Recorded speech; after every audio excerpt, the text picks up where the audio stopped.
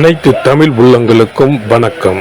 நாம் இந்த பதிவில் 2024ஆம் ஆண்டின் 11வது மாதமான மாசி மாதத்தின் 12 ராசிகளின் பலன்களையும் அதற்கான பரிகாரங்கள் என்னென்ன என்பதையும் இந்த பதிவில் விரிவாக காண்போம். எல்லோர் வாழ்விலும் பலமும் நலமும் செல்வ செழிப்பும் பெற எல்லாம் வல்ல இறைவனை வேண்டுகிறேன். வாழ்க வளமுடன். நிகழும் ஸ்ரீ மங்களகரமான தமிழ் வருடம் சோபகிருது 2024ஆம் ஆண்டு மாசி மாதம் 13/2/2024 செவ்வாய்க்கிழமை அன்று வளர்பிறை சதுர்த்தி திதியில் புத்திரட்டாதி நட்சத்திரத்தில் அமிர்த யோகம் சதுர்த்தி விரதம் கூடிய நன்னாளில் இந்த மகத்தான மாசி மாதம் பிறக்கின்றது.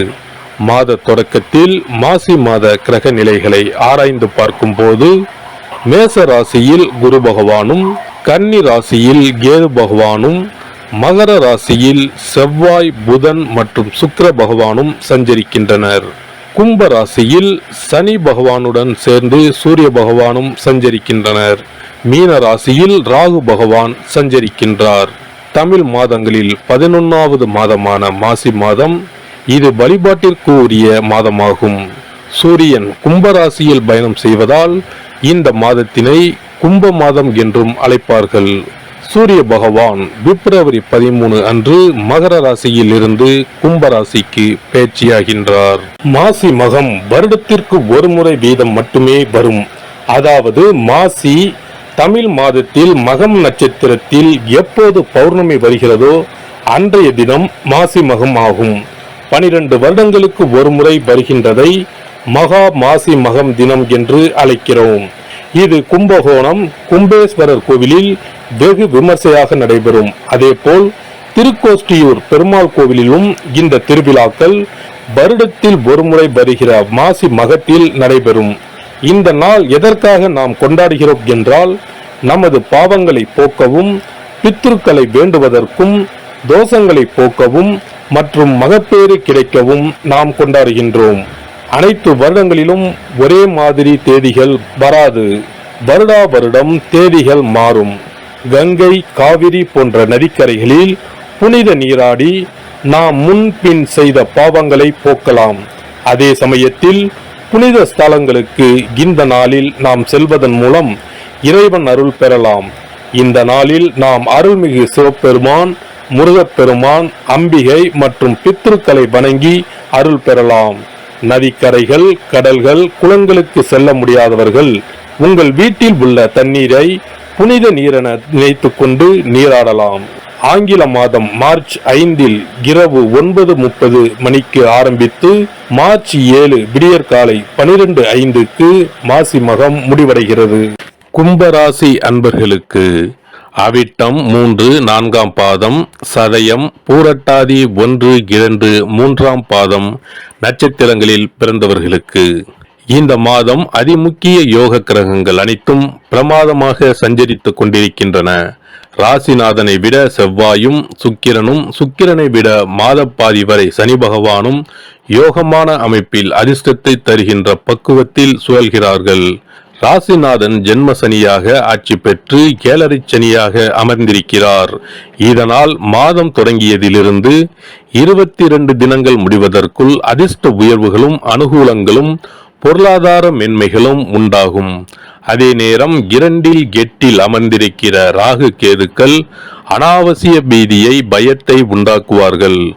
மாதம் தொடங்கி 10 தினங்கள் வரை கவனத்தோடு செயல்பட வேண்டும். வசதி வாய்ப்பு, ஆடம்பர பொருள், பொன்பொருள் சேர்க்கைகளும் அபரிமிதமாகவே ஏற்படும். குடும்ப நிலைமை நல்லபடியாகவே நகரும். இல்லத்தாருக்குள் கருத்து வேறுபாடு ஏற்படாது. உத்தியோகம், பணி, பொறுப்பு, பதவி விஷயங்களில் நீடிக்கிற குளறுபடிகள் தீரும். ஊதிய, பென்ஷன் நிலுவைத் தொகைகளும் மாதம் தொடங்கி 9ஆம் தினத்திற்கு பிறகு கைக்கு வரும். வருமான கோளாறுகள் தீரும். சேமிப்பு உயரும். அனாவசிய செலவினங்கள் கட்டுக்குள் வரும். தொழில், முதலீடு, வியாபார, நிர்வாக விஷயங்களில் ஸ்தம்பிப்பு விலகிவிடும். பிறரிடம் கொடுத்திருக்கிற தொகை இந்த மாத 2வது வாரத்தில் கைக்கு கிடைக்கும். சுபகாரிய திருமண விஷயங்கள் நினைத்தபடி நல்லபடியாகவே நிறைவேறும். கடன், வழக்கு, வம்பு தும்பு, காவல்துறை சம்பந்தப்பட்ட இடர்பாடுகளுக்கு ஆச்சரிய வெற்றியை தரும்.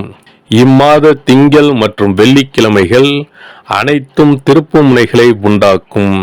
இம்மாத 1, 5, 9, 21, 29வது நாட்களில் புதிதாக பொன்பொருள், சொத்து பத்து, நிலபுலன், வீடு கட்டட சேர்க்கைகள் உண்டாகும். அனைத்து சங்கடங்களும் தீர்ந்து குடும்ப சுபிட்சமும் வசதி வாய்ப்பும் அதிகரிக்கும். உயர்கல்வி சார்பாக விருப்பப்பட்டது மாதிரி அமைய சிரமம் உண்டாகும். சக நில சொந்தக்காரர்களால் ஏற்பட்டிருக்கிற எல்லா பிரச்சனைகளும் விலகும். புதிய அனுபவம் இல்லாத நபர்களை தயாரிப்புகளில் இணைத்துக் கொள்ளும் போது கவனம் தேவை. வியாபாரிகளுக்கு விற்பனையையும் லாபத்தையும் காப்பாற்றிக் கொள்ள கடுமையாக பாடுபட வேண்டி வரும். சந்தை நிலவரம் அனுகூலமாக இல்லை. பல தருணங்களில் பண நெருக்கடியை சமாளிக்க வேண்டி வரும்.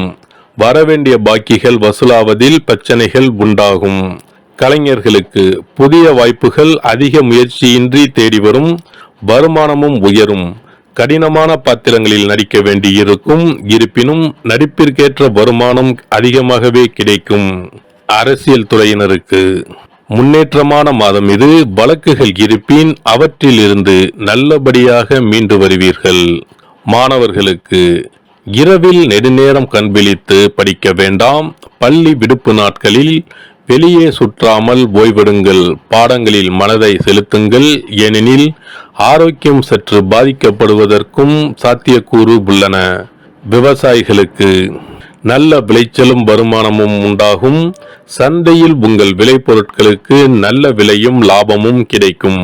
அடிப்படை வசதிகளுக்கு எவ்வித குறையும் இருக்காது.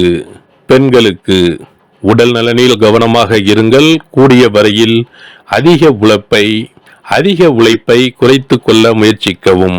குடும்பம் மற்றும் குழந்தைகள், கணவர் ஆகியோரின் எதிர்காலம் பற்றிய கற்பனையான கவலைகளை தவிர்க்கவும். பரிகாரம்: இம்மாத புதன்கிழமைகளில் ஸ்ரீ யோக நரசிம்மர் வழிபாடு செய்து வரவும். வெள்ளிக்கிழமைகளில் ஸ்ரீ சிவபெருமான் வழிபாடும் ஸ்ரீ நடராஜர் வழிபாடும் செய்யவும். சிறப்பு பரிகாரங்கள்: வருமானத்தை பெருக்குவதற்கு வருமானம் வந்ததும் அல்லது சம்பளம் வாங்கியதும் அந்த தொகையில் 1% தொகையை தனியாக எடுத்து வைத்து விடுங்கள். அந்த பணத்தில் பாலால் செய்த இனிப்பு வகைகள், வாயில் போட்டாலே தித்திப்புடன் எளிதில் கரைந்து வாயிற்குள் போய்விடக்கூடிய இனிப்பு வகைகளை வாங்கி ஆதரவற்றோர், சாலையோர பணியாளர்கள், தூய்மை பணி செய்வோர், ஆதரவற்ற நிலையில் வறுமையில் வாடும் குழந்தைகள் மற்றும் தொழிலாளர்களுக்கு கொடுங்கள்.